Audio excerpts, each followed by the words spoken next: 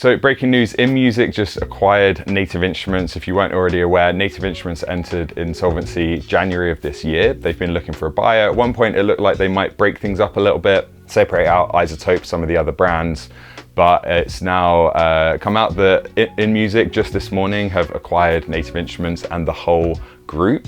So moving forwards, that means they'll have control over a lot of the brands they already had, like Akai, M-Audio, Denon, and now also Native Instruments, iZotope, Brainworks, Plugin Alliance. So a lot of companies coming under one roof here. And this makes sense. They are just one of the bigger kind of conglomerates in the music tech world today. There was an existing partnership there with the integration of the NKS ecosystem into Akai and M-Audio keyboards, that kind of stuff. So not really surprising at all. And I think there's been two main reactions that I've seen to this so far just within the community. And the first one is kind of a collective sigh of relief that Native Instruments isn't just going to collapse in some form. So everyone can kind of feel good about the fact that it's going to continue to be supported. Their products aren't going to go anywhere anytime soon. For the most part, inMusic have shown that they let these companies continue to operate somewhat independently. And at least in the short term, there's not going to be any kind of major disruption to Native Instruments or any of the other brands associated with it. Also, these ecosystems could continue to be compiled and create for the end user actually an experience that is even better. This integration between a lot of the software side and the hardware side. So it'll be interesting to see how that goes, and there's some quite unique things they can continue to do there, building on top of that partnership that already existed between Native Instruments and some of the hardware. So for the most part, it's good news, and a lot of people seem happy that this has basically resolved itself and there isn't going to be any kind of form of collapse there.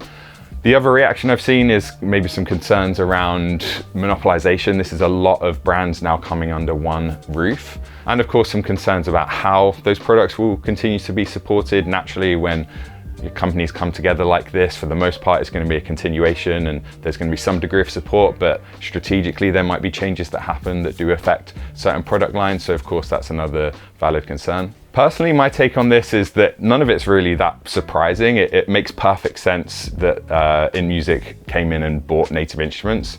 There was an existing partnership there, an existing relationship. It doesn't surprise me that inMusic ended up being the buyers. For the most part, I'm just glad that nobody's going under, because that would directly and pretty quickly and immediately affect the end experience of any users. And in terms of the kind of dynamic with late stage companies like this and all of these mergers and everything coming under one roof, that doesn't really surprise me either. And I think a lot of these companies now are at that kind of late stage where they're not necessarily young and as innovative as they used to be. And I think that's quite natural.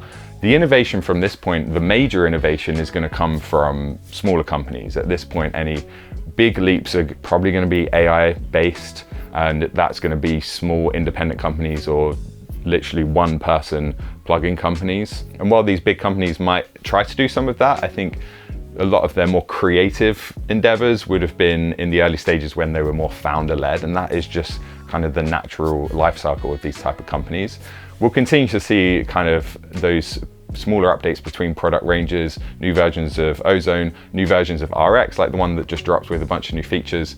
And it's nice that they can continue to improve those and have an option to upgrade for people who want to take that. But yeah, I think some people are maybe disappointed that there haven't been any bigger innovations in the past few years with some of these companies, but I think that is just to be expected. Personally, the way I think about innovation with Woodstock Audio, which is our plugin brand, it's not going to be AI based or kind of technical innovations. Instead, it's going to be creative innovations.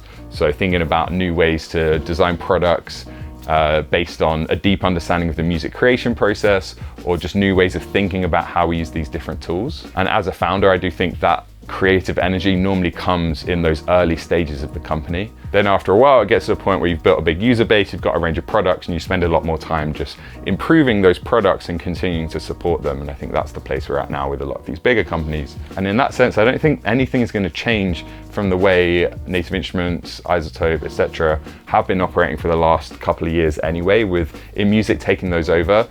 I think it would just be more of the same in essence. But either way, I'm curious to hear your thoughts, to hear your comments, so leave a comment below. That's it for this video. YouTube thinks you'll like this one too, so go and check that out, and I'll see you again soon. Thanks for watching.